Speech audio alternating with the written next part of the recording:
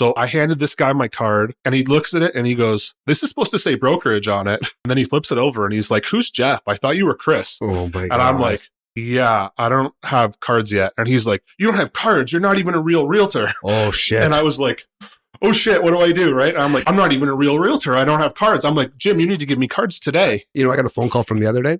Who? Yellow Pages. Really? Hi, who's this? And I knew it was them. And she's like, oh, it's so-and-so from Yellow Pages. I'm like, who? And she's like, oh, Yellow Pages. I just answered, what? Why? Like, I'm just going to use my kid's line, I think, moving forward.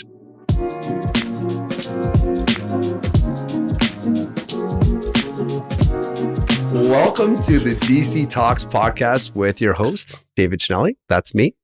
And I do have an amazing guest with me today. My really, really close friend, almost like a brother, Chris Cucoch from Royal LePage Signatures. Chris, woo! Thanks for having me on, buddy. Both of my actual podcast subscribers are very excited. I think they'll both be watching. So you have 2 whole subscribers on this. Well, one of them's my mom, so the other one's your cat. Yeah. No, I'm excited. I feel like I'm in the podcast big leagues today. Yeah, nice.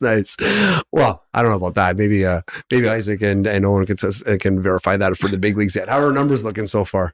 Pretty good. We're doing all right. Okay, we're doing okay. Right. So yeah, we want to bring back a little bit. We're in January, believe it or not. I know we're recording right now before January, but we're in January right now. So we want to bring some real estate back into it. So we just had a really good conversation about, bringing the new year was the first class. And the second one we brought in, was a new four. Is that right? They're doing the homes stuff. They're just tiny homes stuff. It was pretty cool. Yeah. Let's talk some real estate though. Let's talk some real estate. Are you all right? I'm ready. Let's go. All right. So for people that don't know, so again, Chris and I became friends. We're in the same brokerage. Was it maybe 5-6 years ago we got connected? Something like that. Yeah. We started talking shit to each other. We knew each other immediately. Yeah. Like, and just putting, and see, bros are like that, right? Like, if I put you down and you can take it and you push it back, that's how it works. I think one of our first interactions was just talking shit to each other. Yeah. We were going to do an open house together. You remember? Yeah. And I walked into the house and you were live on Instagram and put the camera in my face. Yeah, and you're like, hey, Chris is here. What's going on, Chris? And I was like, hey, why don't you come and check out the open house? And I'm going to show you how to beat David up on the price here. And you're like, you fucker. And we're like, okay. Yeah, I think right after that, we're like, we're going to get along. Yeah, we're going to get along. And we have Jen Law in the back who didn't want to be on the podcast. Hi, Jen. She may throw in a couple of questions here and there for Chris, just for Chris, right? Well, if you're ready for it. So Jen is another good friend of ours, and also she's in our office. So like we all just get along because I think we talk shit about each other all the time in a good way, like brothers and sisters. Yeah, thank you so much. We're just much older than her. All right, Chris. So for those of you who don't know, how did you get into Signature? Like, where did you start? Because we have similar backgrounds with hockey and stuff, but somebody doesn't know who Chris Cucoch is. Where did it start, and how did you get to where you are? Yeah, so we do have similar backgrounds in hockey. I used to ref pro hockey down in the States in the ECHL. So you refed, I played. You ref, I refed, you played. I didn't play at anywhere close to the level that you did. When I came back, I needed to get a job, and I ended up in the restaurant industry, and it ended up being a thing for quite a while. When I got out of the industry... Wait, what in the industry, did you say, did you own restaurants? Did you run them? Were you just drinking under the bar every night? Like, what do you mean? A little bit of all of that. I started out running a corporate store for Boston Pizza, and the general manager there and I ended up going out, and at our biggest, we had 6 restaurants that we owned. We had a couple of pubs, we had a couple breakfast restaurants, and we had 2 Swiss chalets. So we were big, and it was like around the clock from breakfast to the pub thing, right? So it was a lot. So you didn't sleep? Not a lot, no. And towards the end, I was just like, I think I need to get out of here. And too many cocaine and hookers, right? Too much cocaine and hookers. Gotcha. It's a serious problem in the industry. And then it came to real estate, and it's no better, right? There you go. It's probably worse. So just more expensive of both. Yeah, well, but you make more money, so it works out. There you go. We were building our second pub, and I was kind of the point man on that. So I'm like, in like April, I talked to my partners, and I'm like, listen, guys, like I'm going to finish this, but at the end of the year, I'm gone. And we kind of came up with an arrangement for what that would look like. I'm not going to leave them with a half-finished pub, right? That's not cool. And trying to figure out what I was going to do. The realtor that did a couple of the deals for our pubs and I had gotten along really well. And we'd gone to a baseball game, and we were chatting, and I told him I was leaving my partnership. And he says, well, what are you going to do? And I was like, dude, I have no idea. And I just know it's not this. Not this, anything but this. And he's like, well, have you ever considered real estate? And I was like, no, absolutely not. Like, I never even considered it as an option. Right. And he's like, honestly, like, this is what you've been doing. Like, come and work with me and I'll show you how to do it. So I did. So between then and the end of the year, I got my license and I started in a and little. what year was that? That was 2016. No, And 2014. it was much not easier. You were able to quicker back then. I remember, right? It was like A little bit quicker. Yeah, I got my license within like 6 months. Same, yeah, around there. And I got my license in August or September of 2014, and I went working with him, and it was all commercial, and it was just me and him in the office. Like, we didn't have a receptionist.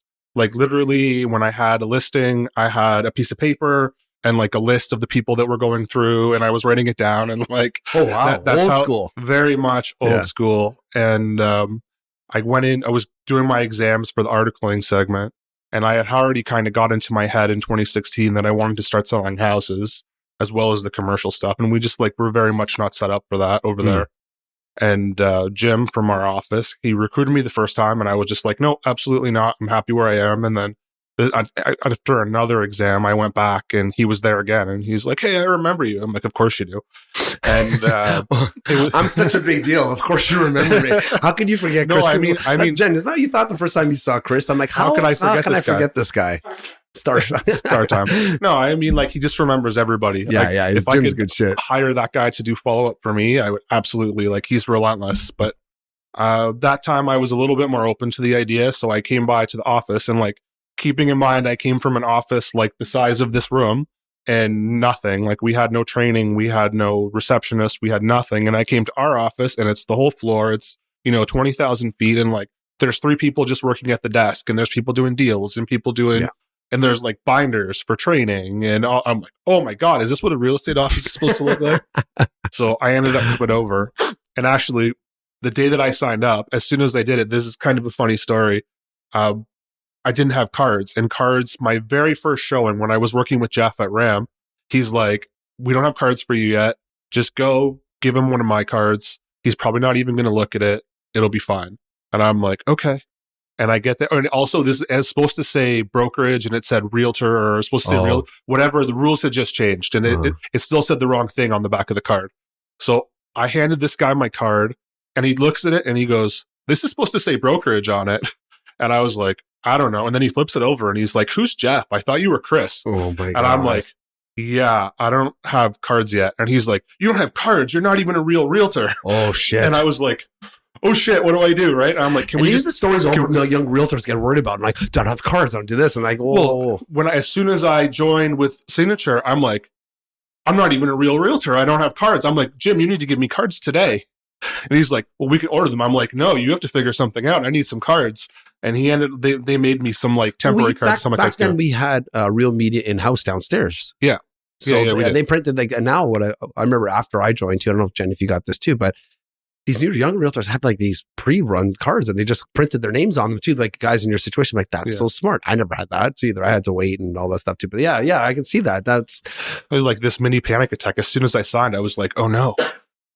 Oh no. Really a little bit traumatized by this guy at my first showing, right? You start questioning this, crying in the bathroom, like, oh, what am I doing with my life? What do I do? Yeah. So then what happened? They got me some cards. It was like late 2016, right before the market went crazy in 2017. And like, there was some transition for me, right? Like coming from doing only commercial to selling houses, it's a completely different animal. So I had to spend some time just learning how to put a deal together, right? Like there was, I don't know if you ever met Jason Power, did you? No. He was starting around the same time I was at the office, but I mean, he had a lot of sales experience, and I spent a lot of time with that guy doing door knocking and going to listing presentations and just kind of trying to get the market figured out. Did you have a coach at that point? I know you have one now, or you had one now. I didn't at that time. Yeah. I think I joined coaching towards the end of 2017.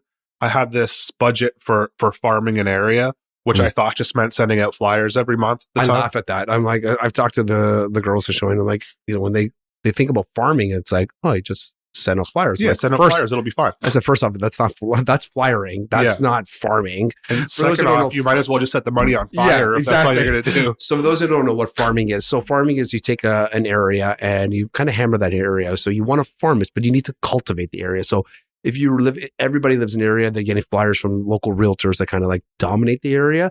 Well, you should be getting those at least every 2 weeks. That's on average. You should be doing it for a number of years before you even get a call back. But that doesn't cultivate. That's flyering. And in order for you to cultivate, in order to consider it farming, you have to be in the community. You have to start doing things like, events. You have to start, door knock in the area, do like a, the pumpkin, what's called giveaway, make sure you're doing support. Like, you have to show your face.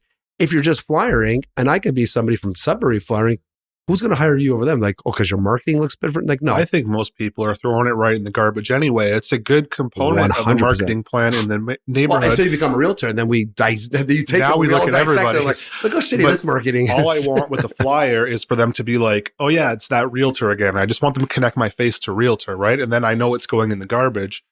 It's all the other things around it that are making connections with people, right? That's right. So I was doing none of that. I was just sending flyers out and setting money on fire. And I decided at the end of that year, I'm like, I'm going to take that budget and I'm going to spend it on coaching this year. Yeah. And I said it to most people. Like, when people ask me, it's like, I'm starting as a realtor. What is the first thing I should probably do? I said, well, first you have to align yourself with a great brokerage that teaches you how to build a business. That's huge, right? You would all agree with that. And that's aligned with you. That it's not just there to take your number and take your money. So you're not just a number and there to take your money. And the second thing is either join the team or get a mentor that has done this before, that which you can follow along and they can help you and answer your questions along the way. Our brokerage had that anyway, because, Sam Hewitt kind of was my mentor at the beginning before, but they introduced us to a whole bunch of coaches and I, hired a coach, etc. You have to pay to play in our industry one way or another. That's right. I think that they teach you nothing in real estate school other than how to not get sued. And you stole my line. And you got to go and figure it out. So you either need to work with somebody for free for a while, or join a team, or hire a coach, or buy a program. It doesn't matter. You got to spend some money and or some time just to learn how to do this sort of thing. Yeah. And I think one of the good conversations we're having here, because as Owen says, we're bros. Let's talk about our failures we've had before. And these are some of the things we didn't do. Like, we didn't know about when I started industry. I remember Harvey's reached out to me. Yeah. Or some of the company that did, like, your face is going to be on every single, those trays, those papers. I'm like, that's amazing. So somebody's going to eat and they're going to see my logo. And I'm like, sitting there, and I didn't do the realtor, which I can't stand, but I was sitting there and like, yeah, that was a waste of money. That burned. I got 0 phone calls from that. I even did the one, the display inside of the elevators. Yeah. I find anybody that's calling you for marketing, you're probably not going to make any money off that. That's not for you. Yeah. Yeah. And I think we all get this I get about 100 calls, about 100. I get tons of calls. They have people, I can get you followers on Instagram. I can get you leads. I'm like, great. So what I've done, I've created a strategy when people say this, and if they're really gung-ho about it, and like, listen, if your strategy is so amazing, and listen, I fell prey to this a number of times, so now I'm saying, fuck this. I am not spending $1 until you do this. So you're going to guarantee me if in 3 months that I'm going to get a lead, and it's going to cover the cost for this. Yeah, that's usually they say. So somebody calls me up, ring. Hey, what's up, Chris? Hey, it's David Chinelli here. Do you want leads today? Do you want seller and buyer leads? And of course you say, yeah, of course I want seller and buyer leads. Hey, how about I guarantee you at least the next 3 months, I'll get you at least one buyer sale. Would you like that? I can fill your inbox with all these buyers and sellers and one of them will at least close. Is that worth it for you, for your time? Yeah, I hate when they ask those sales questions. It's like, I know what you're doing. You're trying to get me to keep saying yes. Yes, exactly. The yes. And that's like, so basically what I do now is I say, okay, great. Your system's foolproof, right? Give it to me free for 3 months. Yeah. Once I get the first deal. Well, what's the deal? I'm like, listen, if you give it to me for 3 months and I make it a sale, listen, I'll pay for that 3 months all up front because it's already paid for that. I'll pay for the whole year, including the 3 months you gave me for free. It's a lose-lose situation. It's, oh no, but it costs too much to set it up. And then all the excuses come out. Yeah, funny how that works. I have a strategy too. It's a little bit different, but you hang up the fucking phone. No, it could be January 3rd. Sorry, I'm not interested in any marketing right now. I've already committed my budget for the year. Call me in September. They never call me in September. No. I've never had a single one of them call me back and be like, hey, you told me to call you in September when you were doing your budgeting. So they usually just go away and I never hear from them again. They're like, oh, we spent his money, right? You know, I got a phone call from the other day. Who? Yellow Pages. Really? I was like, that's a good place to waste your money. Who has the Yellow Pages like, anymore? Hey, I'm like, so this is the joke too. They're like, hey, we can help you. We'll do some postings for you on Instagram and social media. I'm like, you're just, first of all, Yellow Pages? It's like who? Exactly. I was like, who are you? Yo, It's and like I put 1996. What, dude? I put the phone on speaker. I'm like, so I called Julia. I'm like, Julia, come here. So, and like, you're gonna love this. I'm like, so I put it on speakerphone. I'm like, hi, who's this? And I knew it was them. And she's like, oh, it's so and so from Yellow Pages. I'm like, who? And she's like, oh, Yellow Pages. So I'm like, well, what? She's trying to explain it's the like, what's business. that? I'm like, what? Like, don't you just like print books and send them out to people? Like, oh no, now we do social media. Oh, well, great. And like, we can do like a post or two for you. I'm like, great. I'm like, so just out of curiosity for you to do these posts for me, like, again, you know how much I post a day. I'm like, Yeah. if I post one of theirs, I'm like, going to be lost. But anyway, guess how much they charge a month? $500. Close. Yeah. It's like $3.99 $3.99. for Yellow Pages. For Yellow Pages. For what? I don't know. Last time I checked. So I don't know if you guys need anything, like if you need anything, what do you guys usually do? For food, we're checking usually Google or what's the other one? Like Skip the Dishes or Yelp or something. Like who's going on Yellow Pages? And if you're gonna go on Google and Yellow Pages pops up, like you're not gonna go back into another search engine to look for. I'll just go to the next thing on Google. Yellow Pages is not coming to the top on Google anyway. So anyway, unless you Google Yellow Pages, that's the only way you're going to find that. So guys, if you're running a business, you're an entrepreneur, do not waste your money on things that were working 30 years ago. I had to ask my Yellow kids. Pages is not the answer. I had to ask my kids, I'm like, do you know what Yellow Pages are? Again, my kids are 11 and 13. They're like, what? And we had to explain. They never see the phone book. Natalie and I had to explain what a phone book was. Yeah.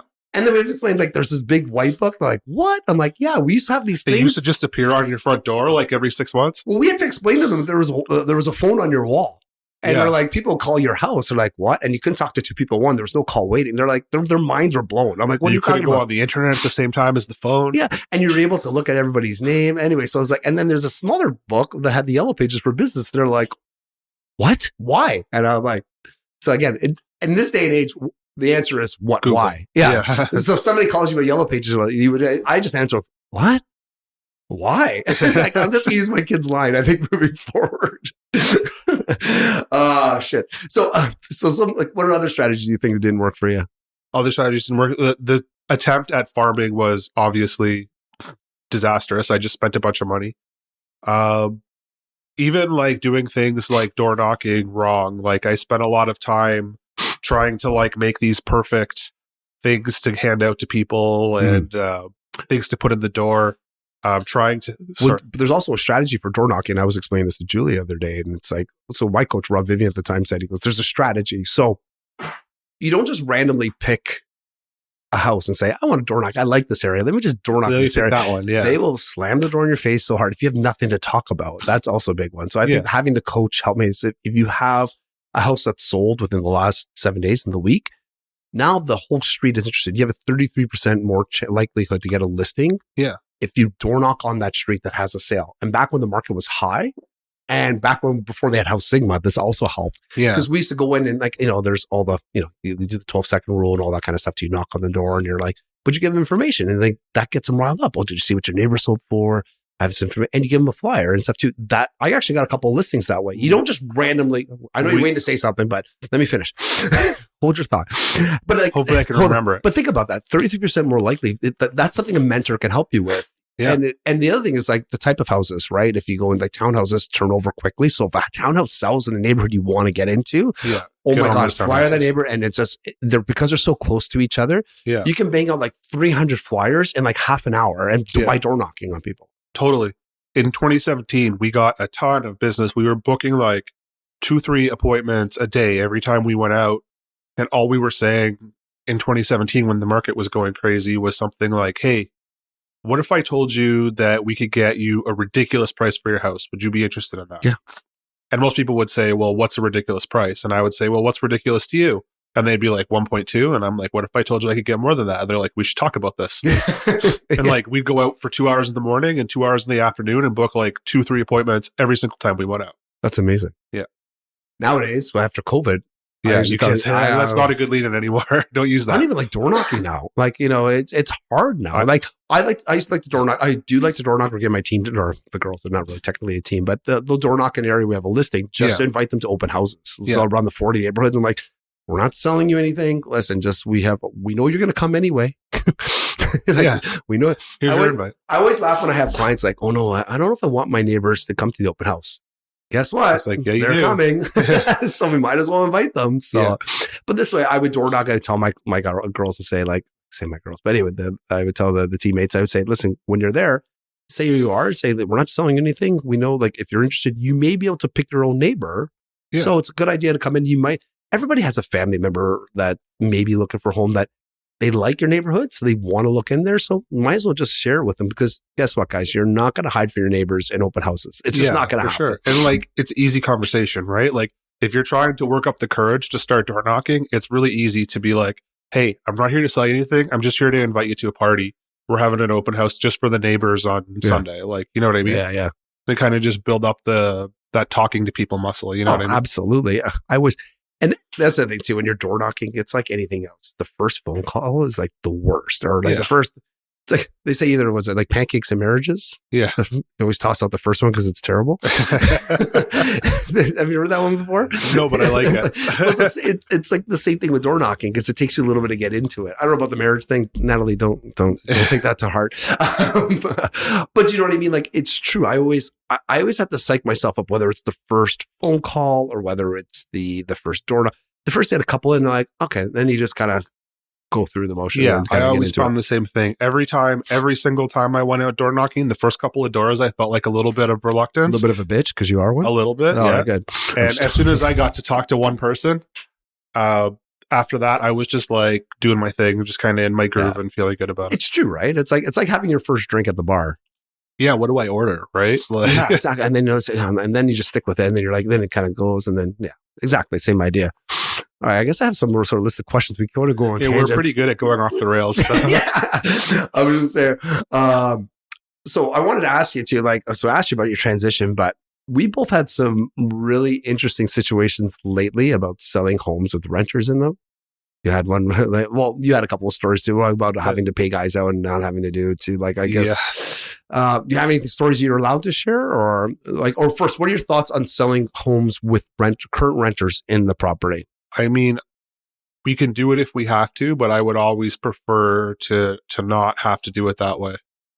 It opens up such a can of worms around a lot of things. I have 2 stories just from this year. I could share both of them with you at this point. One of them, we had a landlord client who he had a few houses and he wanted to sell one of his houses because his mortgage is coming up and it was going to be a lot more than he was getting for rent. And he's like, I got to get rid of this. Mm. Before he came to talk to us, somebody told him to serve his tenants with the form that says that he's moving in.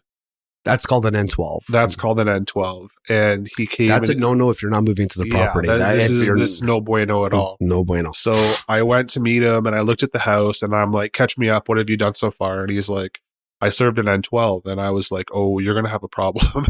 I'm like, you need to make these guys happy and whatever they want to leave, you have to give it to them because if you do anything other than that, you're going to the landlord tenant board and it's going to be bad for you. And let's be honest, they can squat too. So if the squat, it's in their right at that point because they know if you're not doing an N12. So what could happen in this kind of situation is that they may not want to move because they know you're not moving in. Yeah. And they're like, fine, take me to court. And then you have to prove you're going to move in. And it could take 10 months. The other thing is if you do get them out on an N12 and they find out you never moved in, sold. I've heard cases where they've had to pay all of the year's rent, if not more, and then pay expenses and penalties on top. And the penalties are no joke now. No. So that's not a good path. So we sat and negotiated with this guy at Starbucks for 3 hours on a Wednesday night, and we were going to pay him almost $20,000 for him to leave for us to be able to sell it. What ended up happening, his other house that was rented out, we gave them the documents. We're like, here, sign this and we'll write you a check. And they wanted to have somebody look over it. And his other house, during the 2 days while they were looking over it, his other house, the tenant gave notice that they were leaving. And I was like, we're selling that one then, right? He's like, yeah, absolutely. I'm like, perfect. Because I would rather light $20,000 on fire than give it to this guy, right? Same. And he's like, yeah, let's do that. So we're like, sorry, I guess you could stay. Not like the $20,000 on fire, but yeah. I'm just saying. So I snorted on that one. Sorry, we saw that. Oh, God. And the other one we had a house that was for sale in Scarborough earlier in the year that had tenants that didn't want to leave. They had it on the market until she was Airbnb-ing 2 of the rooms, and then there was long-term tenants in the other 2. Yeah. And this was in like March, and they had a lease until like September. And there was a whole bunch of other moving parts. Like it was tenants in common instead of joint tenants. Technical terms. One has survivorship, one does not. This one he's talking about does not have survivorship. Right. That means if survivorship means if you die, your partner automatically gets without the paperwork. The other way, you have to go through like probate. Right. So this one Little was disclaimer. This is what happened. So they were investors, and the investor that has the money died, and the estate didn't want to do anything. We went back and forth for months. But fortunately, my clients had time, and they really liked the house. And I was like, guys, this is going to be a huge pain, but we can probably get it done. We got a lot of hoops to jump through. On a scale of 1 to 10, how much do you like the house? And they're like, Chris, it's a 9 or a 10. And I'm like, okay, we're jumping through some hoops. Like, let's figure it out. We were conditional for like 3 months. I had like 8 different amendments, like different changes, extending conditions and moving this and moving that. And we were able to get it over the line. And they actually ended up keeping the tenant, and they moved into the other 2 rooms. And ended up working out really well for them. Oh, that's nice. Yeah. Are we allowed to talk about that one where you had the situation with probate, or is that still ongoing that you weren't able to? We could talk about that. So I don't need to make this. So we talk about a little off air. Chris and I air our shit out all the time, so we probably know all of our shitty stories. And this was unfortunate for your client, but it wasn't your fault by any stretch of the imagination. But this is something that also can happen. Be careful with probate. So probate is when somebody passed away. Basically, the city wants their taxes, or the government wants their taxes, and it could take, if you're in Toronto, it could take almost a year, 8 months to a year to get probate. 8 months to a year. Yeah. So, for example, Natalie's grandmother passed away. We're not even getting. I said to my mother-in-law, we're not even putting the house up for sale. There's no point. Because even if I put it for sale now, we could keep extending. You might lose those buyers anyway. It just doesn't make sense. So we have to go through the whole process of probate, pay the taxes, and then put it up for sale. So, all right. 100%. So we bought a little cottagey kind of property up in Innisfil, and ended up being multiple offers. Do you guys have the probate documents? Everything's good. They're like, yep, everything's good. We're good to go. We ended up winning the multiple offers. This is like at the end of 22. There was still multiple offers, was still more of a thing. It's supposed to close in like early January, mid-January, whatever. It was closing on a Thursday. And on the Monday, I get a call, and they said, hey, we're missing some of the estate paperwork. We can't really close on Thursday. What do you guys want to do? You want to sign like a release or something? And I started reacted like that. I started laughing. And she said, why are you laughing? And I was like, under no fucking circumstances are we signing a release. No, you're in breach. Figure out how to fix it. Yeah. And I'm like, tell me the truth. What are you missing? And she's like, well, some of the paperwork. I'm like, you don't have the probate documents, do you? She's like, no. So I start talking to the broker and everybody, and it turns out they haven't even started probate. What? They haven't You even. didn't tell me that. Yeah. Now you know. They haven't even started. I thought they had already put it through and it was taking months. Oh, no, my God. They haven't even started probate, and the executor thinks he doesn't have to do it. So we're like, okay, so what do you guys want to do? And they're like, oh, I guess we could extend it. I don't know. So we're like, okay, look, we could put you guys over a barrel. We're not going to. This is what it's going to cost us. My client was porting her mortgage. She can't now. It's about $10,000 difference. We'll extend it. Fortunately, it was in Barrie Court instead of Toronto, so probably 6 months instead of 8 to 10. Well, it could be sometimes even quicker. Sometimes even quicker, especially I've heard like 3 months sometimes. Yeah. But anyway, yeah. So we're like, we'll give you an extension. If you need another extension, we'll give you another extension. Give us $10,000 off to carry our costs. Like, at the end of the day, we want the house. Let's get this done. They're like, nope, we're not even going for probate. Like, the other guy was so off his rocker with this that his lawyer What does their lawyer say? The lawyer quit. Holy the lawyer shit. got so frustrated that their lawyer quit. That's how off the rails this went. And like, there's just no logic. Okay, guys, right? I'm telling you, it's really hard for a lawyer to quit you in a real estate transaction. I'm just saying. the week that it's supposed to close. The week which you would get paid on. The lawyer's like, we're not dealing with this anymore. Like, we're done. Wow. So we went through the channels and we're like, basically I gave her an amendment and I was like, this is best for everybody. It's $10,000 off. We're going to give you the extension. Go to his house. Don't leave there until he signs this, because this is going to save everybody from a long drawn out process. Trust me, this is the best thing. Yep.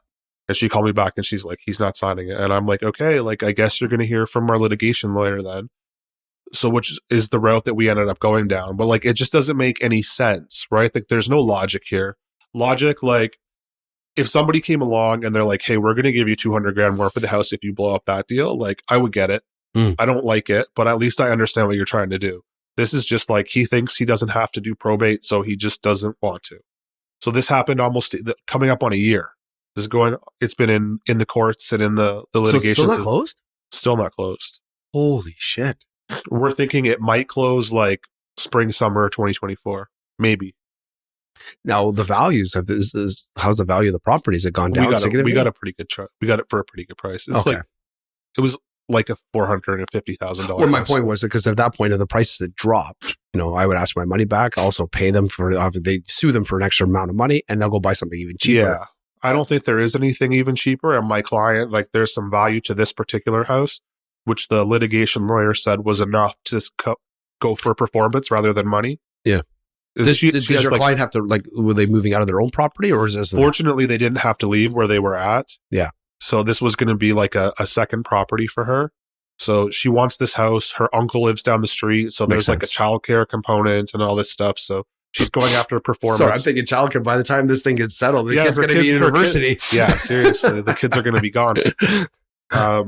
Anyways, they're going after performance. We're trying to recoup some costs. Yeah. I don't know how much it's going to close for. I don't know when it's going to close. The lawyer seems Isn't that awesome? Good times. Yeah, it's exciting. Become a realtor, they said. It'll be fun. Yeah, it'll be fun, we make guys. lots of money. Things will close on time. No, yeah. You guys realize we don't get paid till things close. Around and that's it, yeah, right? Exactly. You count bedrooms, right? Is that all we do? I'm really good at counting bedrooms. Yeah, you're very as good long at as counting there's not more than 5, right? Oh, yeah. Then you have to take off your shirt. Okay. All right, we're gonna start wrapping up. It's already been half an hour, I think, right? I'm not surprised. It's not a surprise. We could. I have like even get a third of the things I was supposed to ask you. That doesn't shock me. I knew we were going to go off the rails on something. Yeah. So one of the questions I want to know is like about the industry. First off, let's say, what is one of your pet peeves of the industry? Oh yeah, definitely communication. Anybody that doesn't want to communicate, the realtors that won't put. What are the realtors call you, bro? Yeah, I love it when the realtors call me bro. Boss, bro.